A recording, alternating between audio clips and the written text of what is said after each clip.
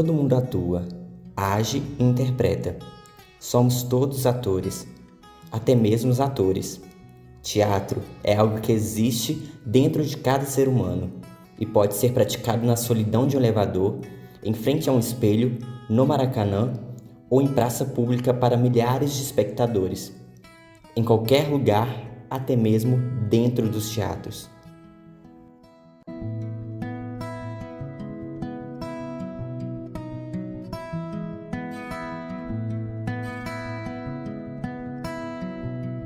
Então, o teatro do oprimido são ferramentas, né, técnicas e ferramentas elaboradas pelo dramaturgo Augusto Boal, e nela ele traz vários mecanismos, né, de ferramentas de trazer um teatro popular, né, de ser um teatro popular.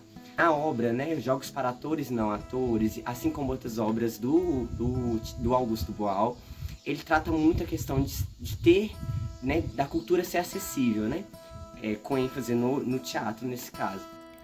A linguagem teatral é a linguagem humana por excelência e a mais essencial. Sobre o palco, atores fazem exatamente aquilo que fazemos na vida cotidiana, a toda hora e em todo lugar. Os atores falam, andam, exprimem ideias e revelam paixões, exatamente como todos nós em nossas vidas no corriqueiro dia a dia. Ela é uma ferramenta muito potente, né, para trabalhar questões de cunho político, de cunho emocional. Na cidade a gente já teve várias experiências de oficinas de teatro, em que muitos elementos, né, políticos e emocionais apareceram. Assim. A gente usa essa ferramenta, pode usar essa ferramenta de variadas formas, né, com vários objetivos. O teatro do oprimido, ele traz isso, né? Então, a partir do viés histórico do teatro do oprimido, a gente pensa muito de como surgiu o teatro do oprimido, né? Aí eu fico pensando nas leituras que eu fiz do Augusto Boal, que ele traz muito a questão da pedagogia do oprimido, né? Ele traz muita referência das obras do Paulo Freire. Ele é contra essa ideia mercadológica do teatro. A gente pensa muito o teatro televisivo, né? O teatro dos grandes centros culturais, né? Tudo que envolve o capital. E esse teatro, né? O teatro que serve à elite, que serve à burguesia, não é um teatro nada acessível, né? Essas vontades da burguesia, né? Tudo que a burguesia quer, tudo que a burguesia ela demonstra, né, no seu dia a dia, ela leva para o teatro. Partindo das obras também do Paulo Freire, né, da ideia da educação popular, o teatro do oprimido, ele pensa também que nós todos podemos ter o conhecimento, né? Não são poucos que são detentores do conhecimento. Então o teatro não é só para poucos, o teatro tem que ser acessível a todos, porque o teatro, a cultura em si, né, tem que ser acessível para toda a população, principalmente a população que não tem acesso. Frases como fazer um drama, fazer uma cena, são usadas para descrever situações nas quais as pessoas manipulam, exageram ou distorcem a verdade. Nesse sentido, teatro e mentira são sinônimos. No sentido mais arcaico do termo, porém, o teatro é a capacidade dos seres humanos, ausente nos animais, de se observarem a si mesmos em ação. O teatro do oprimido, ele tem o objetivo de criar diálogos, né, de criar alternativas para diferentes modos de vida, para diferentes problemas, né? De ver de forma diferente um problema e buscar alternativas para resolver. Então, por isso a gente tem diferentes formas de teatro, né? O teatro legislativo, o teatro foro, o teatro imagem, né? E alguns outros. O Boal fala uma coisa muito interessante, que que a gente não quer, o cidadão, ele não é um cidadão sozinho, ele faz parte de uma sociedade, então ele precisa pensar em toda a sociedade, não só nele enquanto indivíduo, ele precisa pensar no todo. Então o teatro do oprimido, ele traz sempre como protagonista o oprimido, protagonista de suas peças, protagonista da sua vida, né? Então o teatro, ele não é só teatro, o teatro faz parte da nossa vida, né? A gente faz teatro o tempo todo. Então, o ato da gente escovar os dentes está sendo teatro, o ato da gente andar é teatro. Então, a gente está encenando o tempo todo. O Augusto Boal, ele ensina bastante isso, de que a gente faz teatro o tempo todo. Então não é difícil fazer teatro. Qualquer pessoa faz teatro, porque a gente está em constante teatro o tempo todo, né? No princípio, o teatro era o canto ditírâmbico, o povo livre cantando ao ar livre, o carnaval, a festa. Depois, as classes dominantes se apropriaram do teatro e construíram muros divisórios.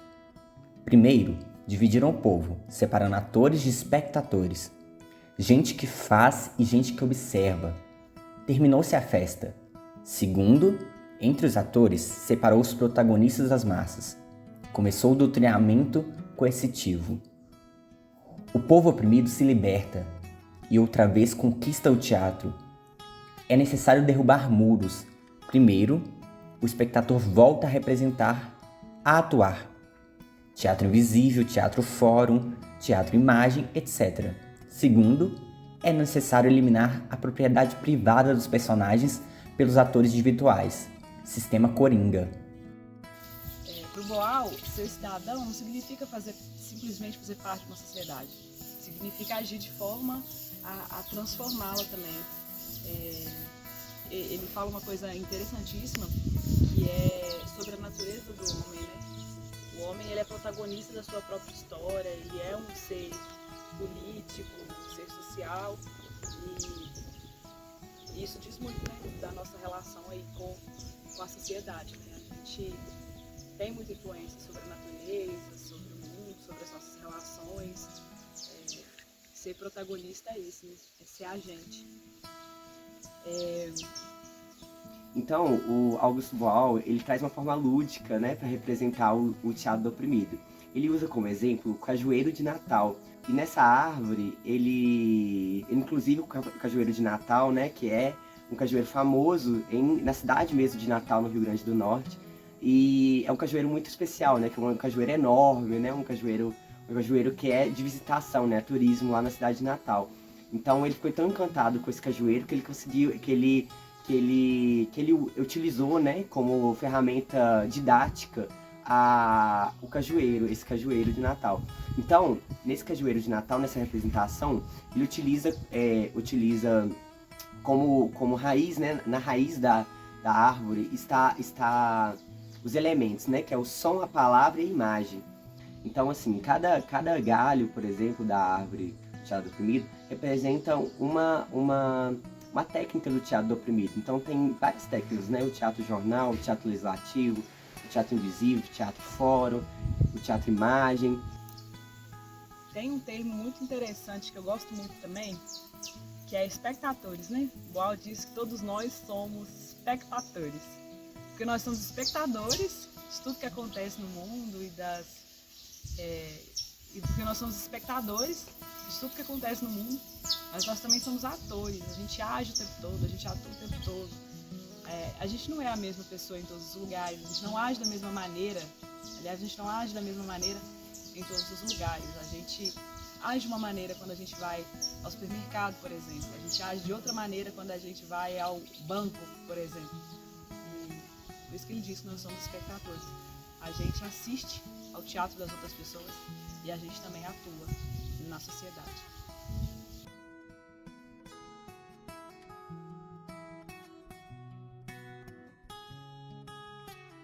Então o teatro fórum, ele tem essa possibilidade do espectador participar da peça, né?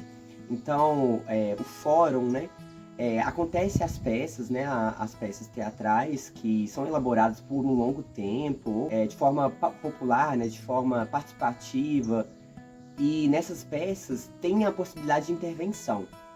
Então pode ser uma intervenção durante a peça mesmo, costumamos provocar a plateia, né, o espectador, para intervir nessa peça, né, para transformar de alguma forma essa peça. Então acontece uma situação de opressão, né? Então assim, acontecia as intervenções, e era muito bom, porque apresentava várias formas de sair, né, daquela situação de opressão.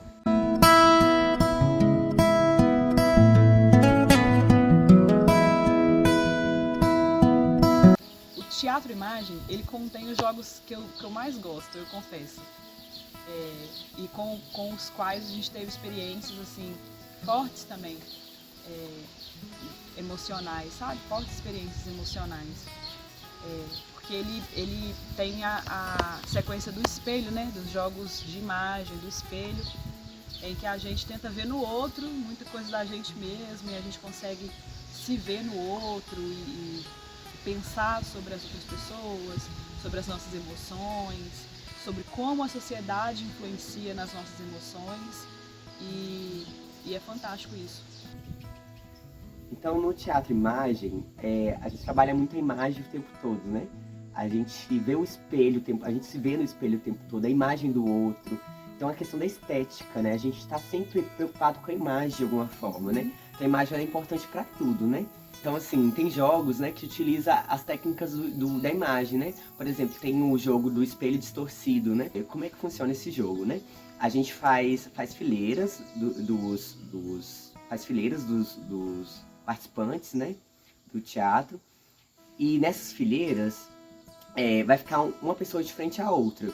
Nisso vai ter o espelho narcisista, e nisso vai ser uma pessoa representando o espelho distorcido e o espelho narcisista. A partir do momento que o diretor das oficinas, né, ele vai conduzindo, ele vai nos dizendo o que a gente deve fazer pra...